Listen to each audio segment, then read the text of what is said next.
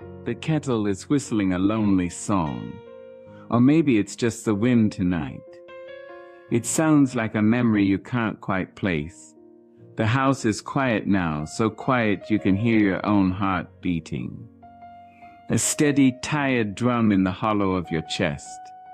You sit in the chair your mother used to love.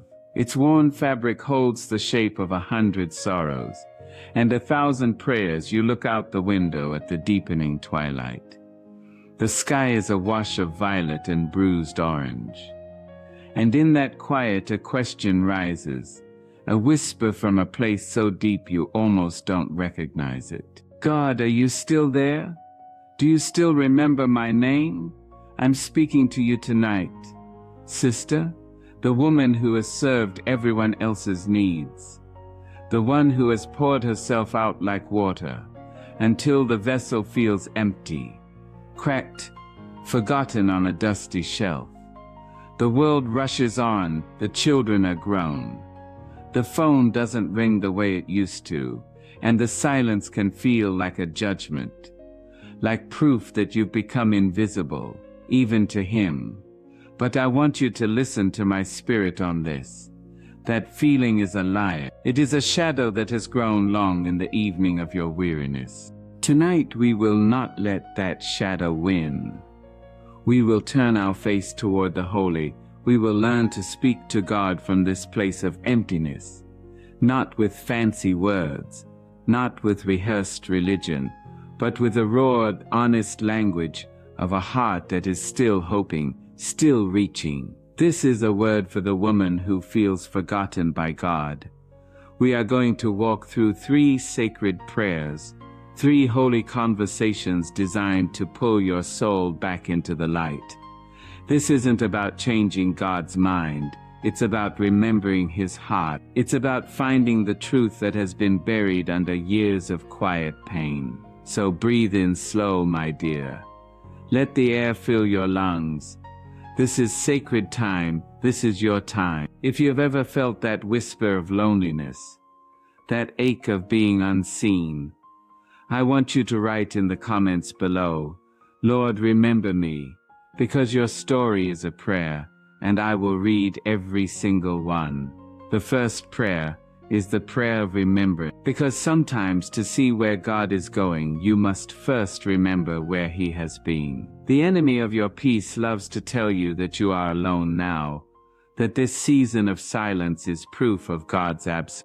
He wants you to have amnesia of the soul, to forget the miracles tucked into the folds of your past. But we will not allow it. I want you to find a quiet place. Maybe you're already there.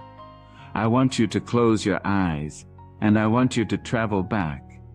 Not to the pain, not to the loss. No, not there. Go back to a moment when you knew he was with you. Maybe it was the day your first child was born. The scent of new life in a sterile hospital room. The overwhelming wave of love that felt like God himself. Remember that. Hold it. Maybe it was a time of deep trouble, when the money was gone and the cupboards were bare. And then an unexpected check in the mail. A neighbor with a bag of groceries. A quiet provision that had no earthly explanation. That was him. Perhaps it was a moment of sickness. A doctor's grim report, the long nights spent bargaining with heaven.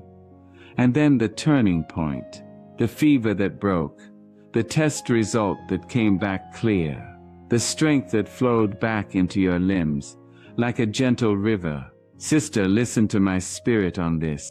These are not just old stories, they are anchor points. They are stones of remembrance piled high in your spirit. The God who met you on that mountain is the same God who is sitting with you in this valley. He has not changed. His love has not diminished. His memory has not failed. It is our memory that grows cloudy. It is our faith that gets tired. The prayer of remembrance is about reclaiming your history. It's about walking back through the chapters of your life and finding his signature on every single page, even the tear-stained ones. especially those. So the prayer is not a petition. It is a testimony whispered back to God. It sounds like this. Father, I remember the way you held me when my own mother passed. I remember the way you made a way when the doors were all closed. I remember the peace you gave me in the middle of that storm. You were faithful then, so I will trust that you are faithful now. You see what this does? It shifts the atmosphere inside you. It takes the magnifying glass off your current problem, and it places it on God's proven record. It starves your doubt and feeds your faith. Don't rush through this. Spend time here. Take out the old photo albums. Run your fingers over the faces of those you've loved and lost. Remember God's goodness in their lives and in yours. Let the tears fall if they must, but let them be tears of gratitude, tears that water the dry ground of your belief. The God of your yesterday is the God of your today and your forever. He has not forgotten you. He is waiting for you to remember him. Maybe this is your story. You've been so focused on the closed door in front of you that you've forgotten all the doors he's already opened behind you. Turn around, my love. Look back and see the testimony of his grace. It is a tapestry woven with mercy. Every thread a testament to his unfailing love. You are not forgotten. You are a part of his great story. The second sacred prayer is the prayer of release, because what often feels like God's absence is actually our own resistance. We are holding on so tightly to our hurts, to our disappointments, to our vision of how things should have been, that our hands are not open to receive what he has for us now. A closed fist cannot receive a gift, my love. And a heart clenched around old pain cannot feel new peace. I know this is a hard word. It's easier to nurse a grudge than to release it. It feels safer to hold on to sorrow, because at least it is familiar. The unknown future is terrifying, but the known pain can feel like an old friend, a miserable, soul-stealing friend. The woman who feels forgotten is often the woman who is carrying too much. She carries the weight of her children's choices, the sting of a husband's betrayal or absence, the ache of dreams that died on the vine, the quiet shame of her own mistakes. She carries it all in a heavy sack on her back, and then she looks up to heaven and asks, God, why am I so tired? And the Lord whispers back, because you were never meant to carry that alone. The prayer of release is a conscious act of spiritual surrender. It is you standing at the foot of the cross and intentionally unpacking that bag. One by one, it is painful. It requires a level of honesty that will make you tremble. You have to name what you are holding. You have to speak it out loud. Let's talk about forgiveness. Not just for others, but for yourself. Maybe you feel forgotten by God because you cannot forgive yourself. For the marriage that failed, for the words you spoke in anger, for the chances you didn't take. You have replayed that scene 1,000 times in your mind, punishing yourself over and over, hoping that your penance will somehow make you worthy again. But darling, your worth was never based on your performance.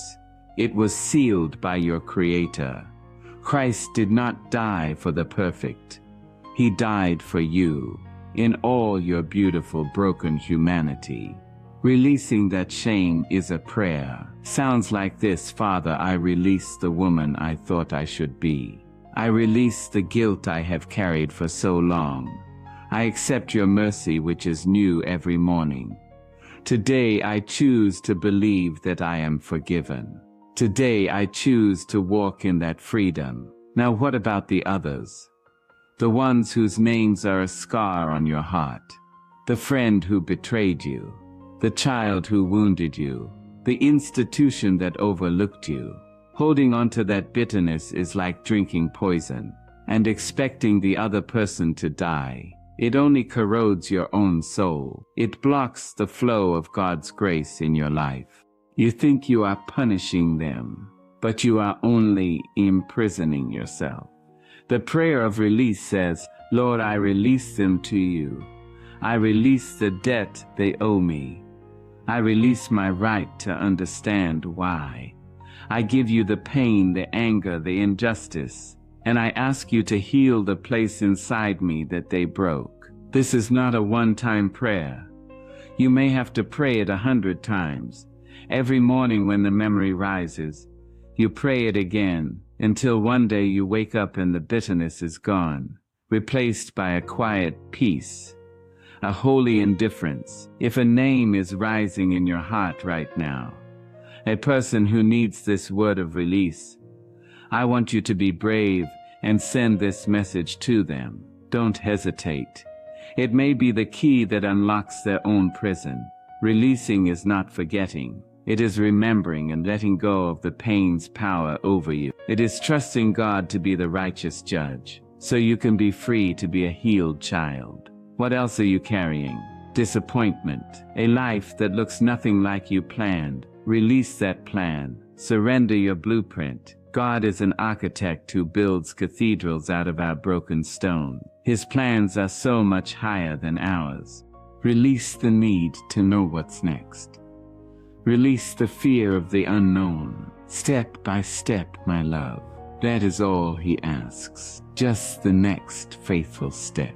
When you release, you create space. Space for joy to re-enter. Space for peace to take root. Space for God's voice to be heard above the noise of your own grieving. You are not forgotten. You are just too full of yesterday. Lay it down, sister. Lay it all down. The third sacred prayer is the prayer of reception. After you have remembered his faithfulness, after you have released your burdens, your spirit is now in a posture to receive. This is not a prayer of asking for things. It is not a Christmas list for God. This is a prayer of opening, of becoming a vessel ready to be filled. The woman who feels forgotten has often forgotten how to receive. The prayer of reception is a quiet rebellion against the world's demand that you be everything to everyone. It is the declaration that you too need to be sustained. You too need to be filled. Maybe you're hearing this and it's for you. You've been running on empty for years, smiling on the outside, while your soul is parched and weary. God is not asking you to do more for him. He is inviting you to receive more from him. So what does this prayer look like? It is a prayer of quiet expectation. Find the first light of the morning before the house stirs. You whisper, I receive your peace. Is it strength? You have a hard day ahead, a difficult conversation, a task that feels too big for you. You sit and receive his strength. You picture it flowing into your tired body, strengthening your resolve. You whisper, I receive your strength. Is it wisdom? You are at a crossroads. You don't know which way to turn. You quiet your own frantic thoughts, and you receive his wisdom. You trust that the still small voice will guide you, that clarity will come in his time, not yours. You whisper, I receive your wisdom. This is a transformative practice. It changes you from a frantic seeker into a beloved receiver. You stop striving and you start abiding. You stop trying to generate your own light, and you learn to simply reflect his. God has a storehouse of grace just for you. Mercy that is new every morning. Joy that is unspeakable. Love that is unconditional. But it cannot be forced upon you. It must be received. Will you receive it today? Will you stop telling God how busy you are and start showing him how available you are? The woman who feels forgotten is often the one who has built walls around her own heart. Walls of self-reliance, walls of pride, walls of fear. The prayer of reception gently dismantles those walls, brick by brick, until your heart is soft and open again, ready to be filled with the goodness of God. He has not forgotten you, my love. He has been waiting, waiting for you to stop, to be still, and to simply receive. Father, in the holy name of Jesus, I lift up my sister who is listening right now, the one whose tears have been her secret companions, the one who has served until she has nothing left, the one who has looked at her life and wondered if it mattered. Lord, I stand in the gap for her right now, and I pray a shattering over her spirit. Shatter the lie that she is invisible. Shatter the lie that her prayers are unheard. Shatter the lie that her best days are behind her. Shatter the lie that she is forgotten by you. Let her feel a holy fire in her bones tonight, a divine remembrance of who she is. She is a daughter of the King. She is a carrier of your glory. She is a testament to your redeeming grace. Awaken her spirit, Lord. Remind her of the battles you have already won for her. Show her the crown of wisdom that her years have earned her. Let her see herself the way you see her. Not as old, but as seasoned. Not as tired, in a spirit of renewal. It is a place of deepening. A place where the roots grow strong. A place where you learn to depend on Him like never before. Do not despise this season.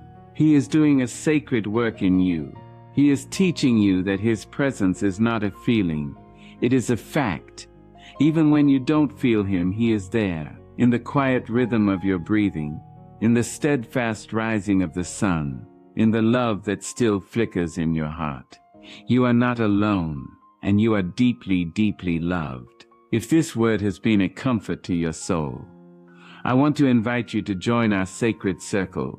Subscribe to this channel. This is a community of women who are walking this path together. We are learning to find our strength in God and in each other. You have a seat at this table. You belong here. Go in peace, my love, and know that you are remembered. Thank you for coming, sister.